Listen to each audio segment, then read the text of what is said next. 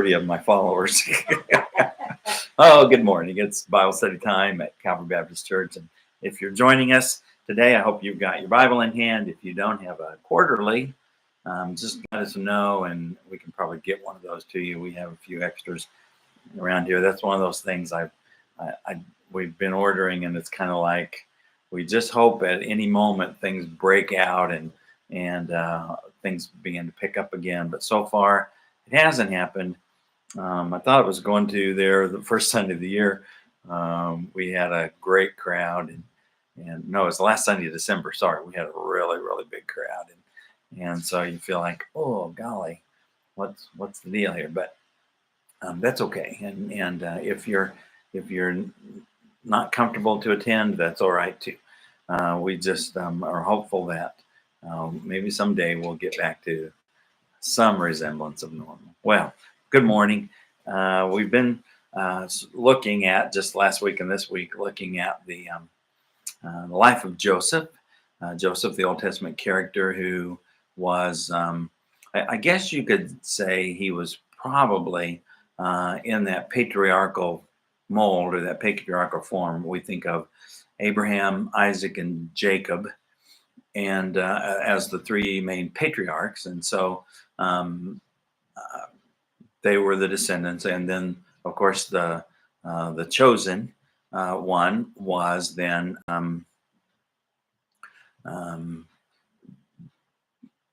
Jacob over Esau, and then Joseph himself really becomes the favorite, even though he's lived in Egypt and he didn't marry a wife within the clan, and then the brothers, his older brothers, make their mistakes, and so somehow the chosenness comes down to Judah.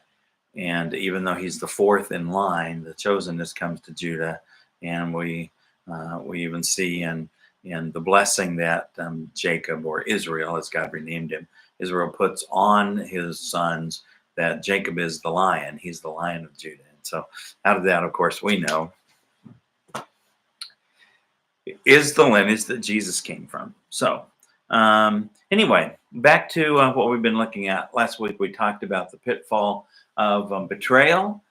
Joseph was betrayed by his brothers. He ended up in Egypt, sold to his cousins, distant cousins, the Ishmaelites, and they took him to Egypt with them. And lo and behold, Potiphar, who was the captain of the guard and under Pharaoh, we'll talk about that in a minute, what that may mean.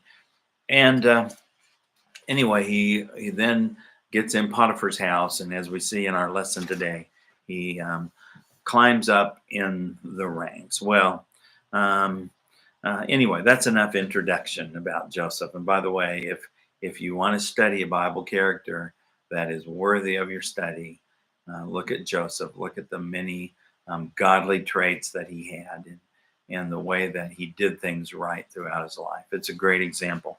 It's one that I believe children today need to hear, because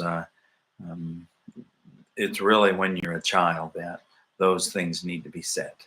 And I believe they were set then for him. Okay, so we begin in chapter 39 of Genesis. And the writer reminds us, now Joseph had been taken to Egypt in verse 1. He says, an Egyptian named Potiphar, an officer of Pharaoh and a captain of the guards, bought him from the Ishmaelites who had brought him there. The Lord was with Joseph, and he became a successful man, serving in the household of his Egyptian master. When his master saw that the Lord was with him and that the Lord made everything he did successful, Joseph found favor with his master and became his personal attendant.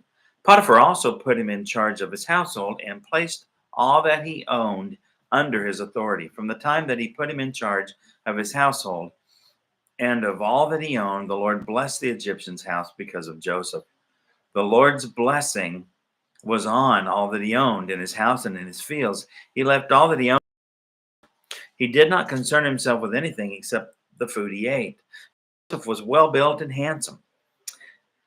In verse 7, here's where the temptation comes. After some time, his master's wife looked longingly at Joseph and said, sleep with me.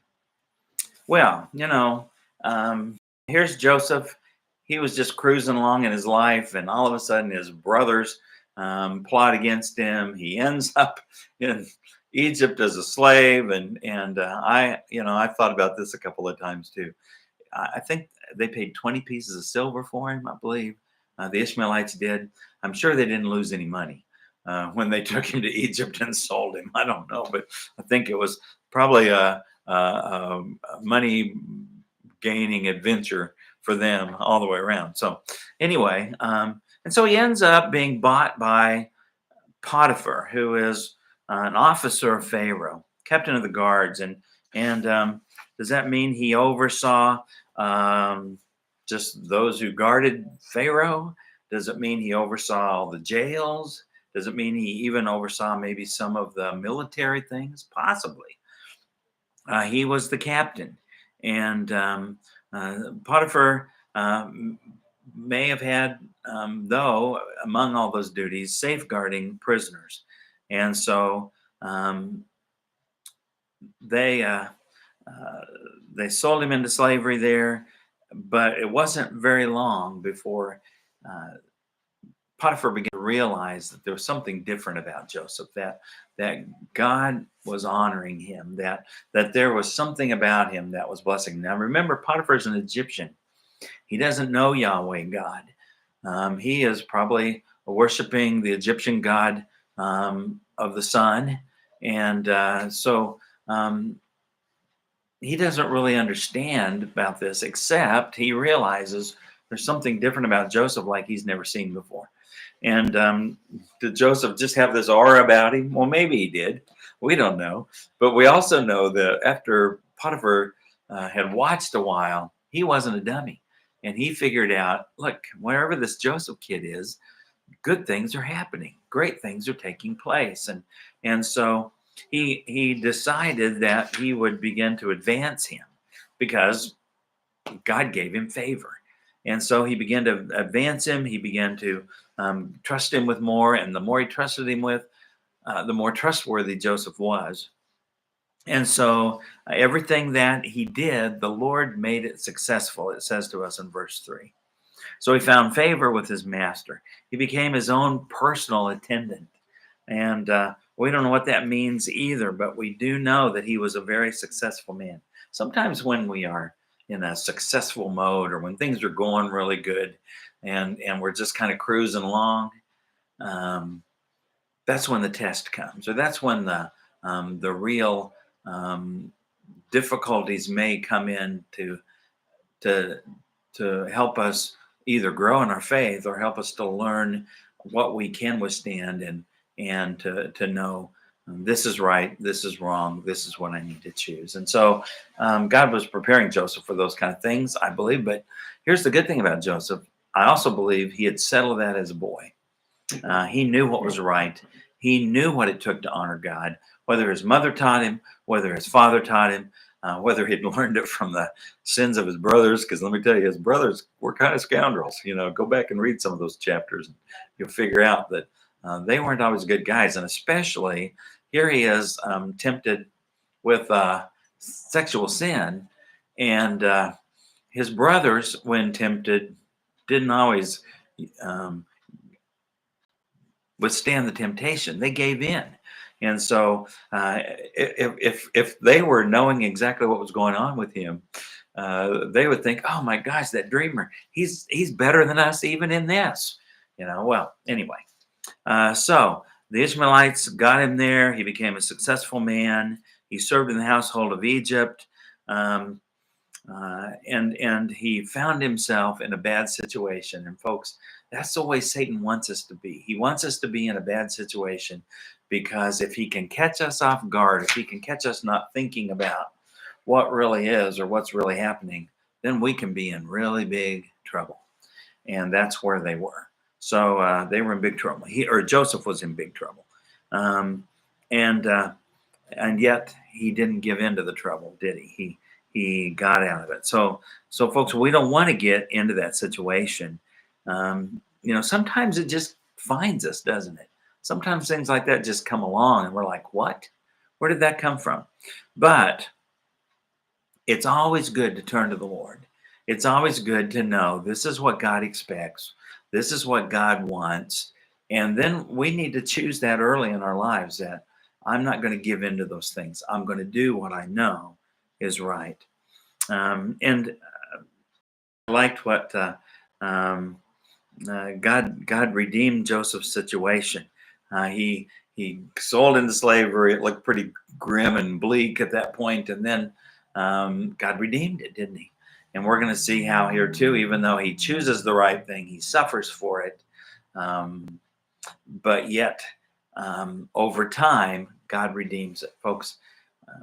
God is the God of redemption, and He redeems hopeless situations. If you get nothing else from this, remember that God redeems hopeless situations. Well, so moving on, he found favor with them.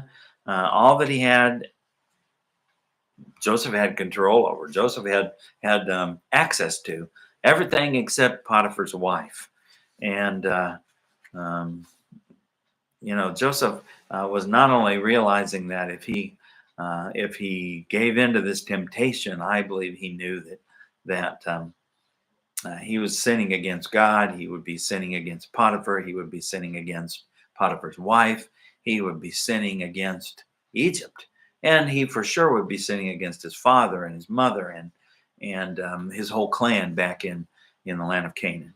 So as I said, his brothers hadn't always made the right choices, and just go back and read the chapters around this, you'll see.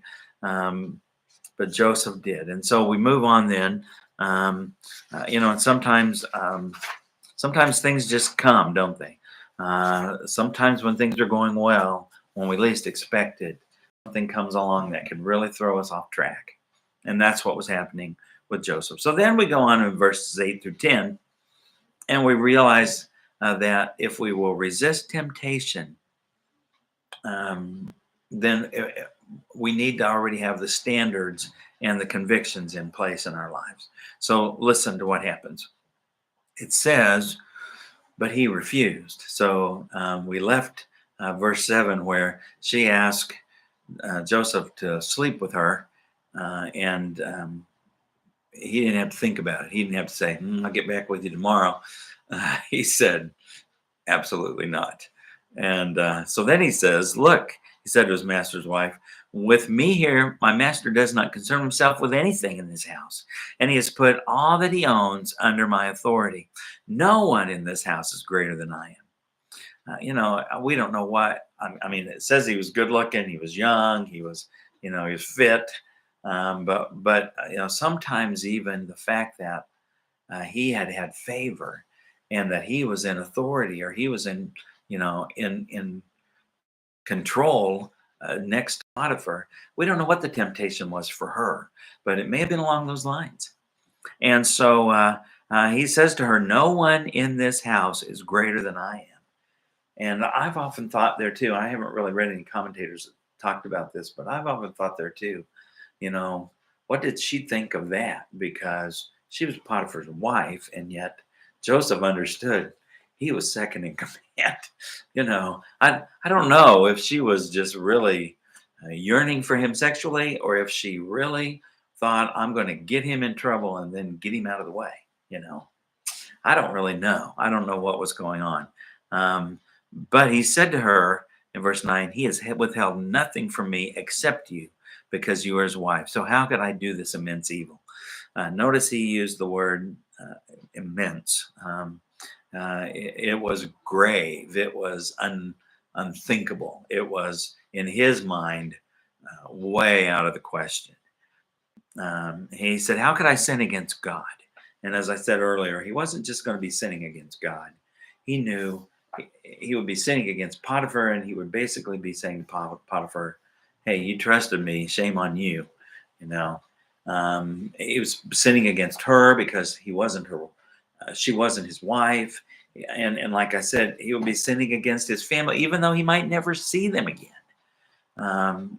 He had respect for his father and for his mother and for the whole clan, that even though they had betrayed him and sold him into slavery, he still wanted to do what was right. The price of sin is always higher than we think. It is, folks. It's always higher than we think. And we may think, oh, I got by with that, or oh, well, I just can't break that habit, or oh, who's going to know? But the reality of it is, it's always higher than we think. And the day is coming, thus saith the Lord. And there is a day of reckoning. There is a day of judgment. And God will not, He will not judge sin lightly. We may think we're getting by with stuff, but we're not. So he refused her advances. He knew that he was going to be sinning against a whole host of people. And really, ultimately, Jacob knew he was sinning against himself. And how could he sin against God and all that God is? Basically is what he was saying. So he refused to go to bed with her. And we get the impression that this didn't stop, that she just continued, that she didn't take no for an answer, didn't want to take no for an answer.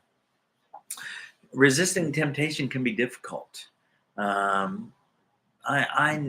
know that there are people who have addictions to things, and I'm just going to tell you, I have an addiction to chocolate. I think chocolate should be one of the major food groups, and it isn't necessarily healthy, even though they say a little bit of chocolate may be heart healthy.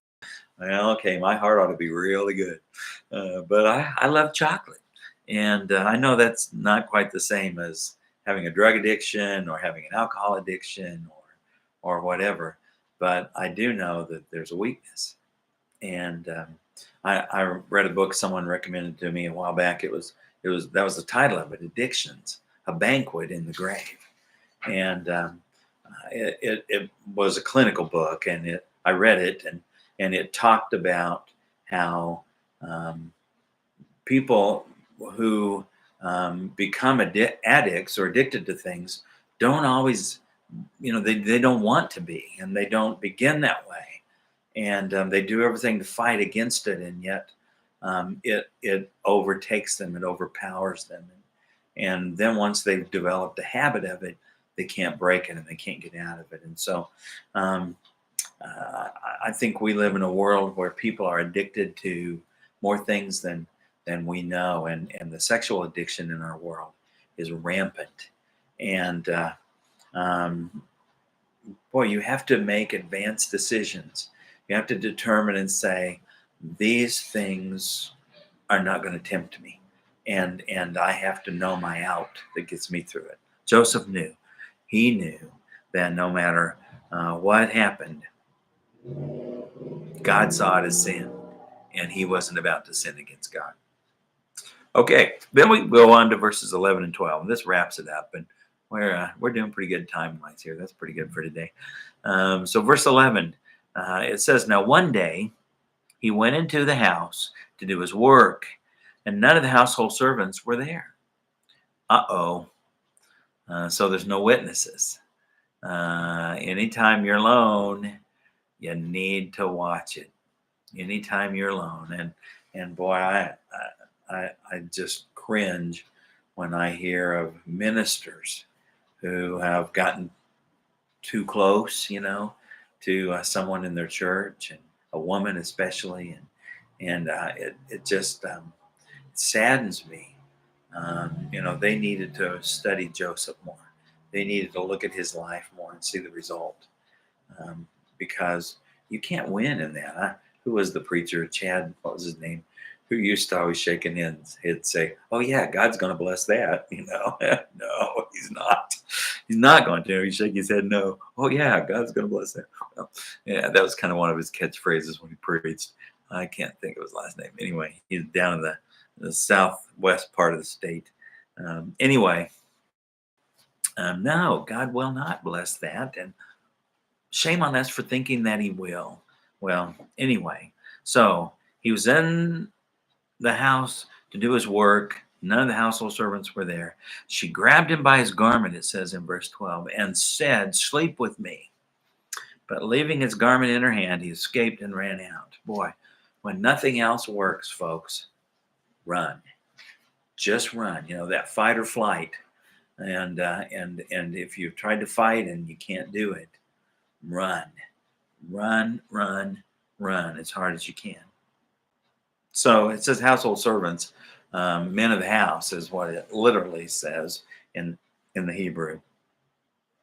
The household men, the men who were there working, doing the housework, just like Joseph was.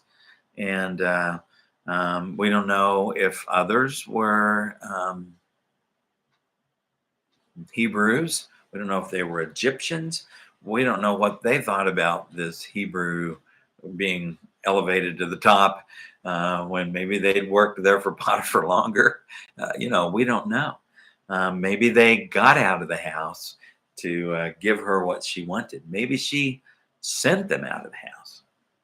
We don't really know. We just know he was in a place where he shouldn't be.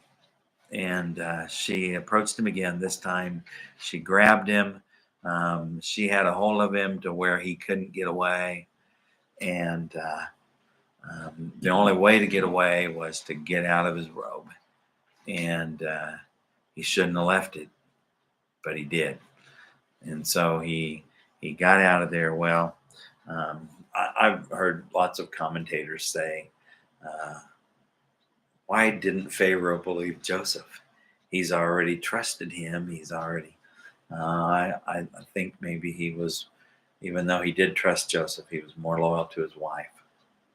And then again, had this happened before? We don't know. But anyway, she grabbed his garment. So now she has evidence that he was there. Now she can say whatever she wants. And even if she's a liar, you got to prove it, don't you? And you really do need witnesses. Poor guy.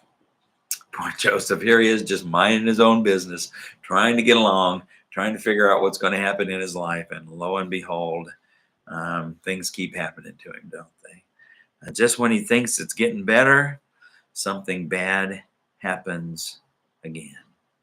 And I haven't looked ahead to see where we read next week. But he ends up in jail. He ends up in prison. The very place where his boss or his master was overseeing. That's where he ends up. But the person in charge there sees him, and well, anyway, I'm reading ahead there. I'm telling ahead, but he becomes blessed there too. God gives him favor even when he's incarcerated. So. Jesus said in John 16:33 that we will have suffering in this world, but he has overcome the world, and so therefore we can have peace, and we can overcome temptation. We need to just take a stand and to do what we know is right. The writer of Hebrews in Hebrews 13:5 promises that God will never leave us and he will never forsake us. And I believe that is true. Many a time in my life, if I couldn't think clear, that came to mind. He's promised, I'll never leave you or never forsake you. It makes the difference to know that we are not alone in this fight, that he is with us. Well, so what can we do? What difference can things make with us? Well, here's just some thoughts. I don't know about you, but if you haven't settled some things in your life, or if you're still living with the same kind of temptations, you need to take a vacation from them, and you just sit down with the Word of God, or sit down in prayer with God, and you need to think through, what would God want me to do? What is it that's going to honor him? What is it that's going to bless him? Oftentimes when couples will come to me for premarital counseling and they really have no religious background, I don't know why they're coming to a minister.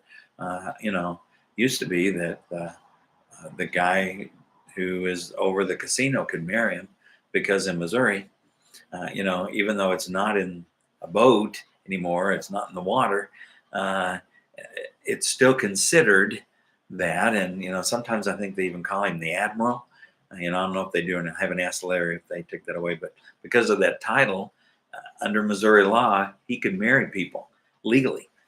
So that's kind of a crazy loophole there. But you can go to anybody.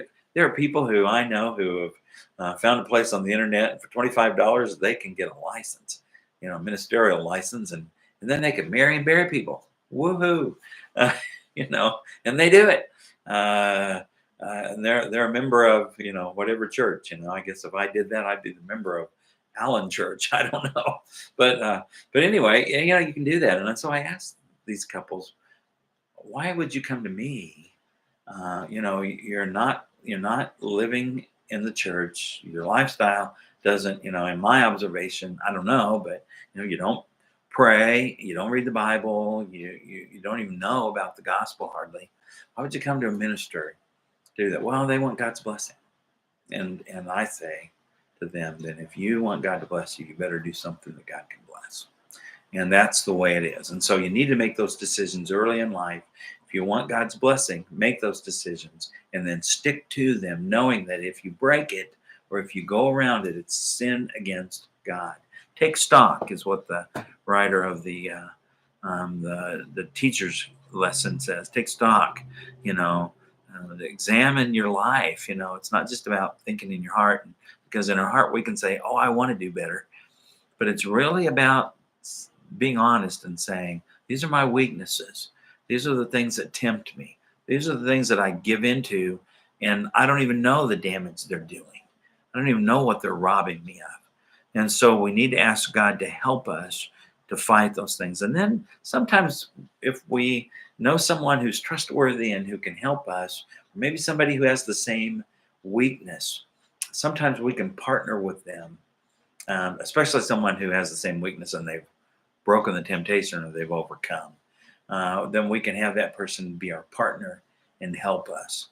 They'll give us insight and guidance. And then sometimes we lift each other up. Peter talked about bearing one another's burdens. And I think that's very biblical. And then we should, if we cannot make ourselves do it, we need to have some kind of a fast in our lives. What is there that you need to break yourself from for a season in order to break the temptation? And make sure that when you do that, that you not only get rid of something, but that you replace it with something positive. I'll never forget Forrest Castle, who went to church here years and years ago, told me how he quit smoking. And in his shirt pocket, he always kept his pack of cigarettes. And he got rid of the cigarettes and he put his New Testament in there. And every time he reached for a cigarette, he pulled out his New Testament and he read a chapter or a few verses or something until the temptation for a cigarette went away. And after about a week, he didn't want a cigarette anymore. Just quit. Kept carrying his New Testament though. Anyway, so what is it you need to break yourself of, and how can you do that? Well, God bless you, and next week we look at another story in the life of Joseph, and we see how he is treated unjustly when he gets thrown in prison and things like that. So he dealt with a lot of that kind of stuff in his life, but we can just look at that and say, you got to roll with the punches sometimes, but you also need to put your faith and trust in Jesus Christ. And that makes all the difference. Well, God bless you. See you again. Bye.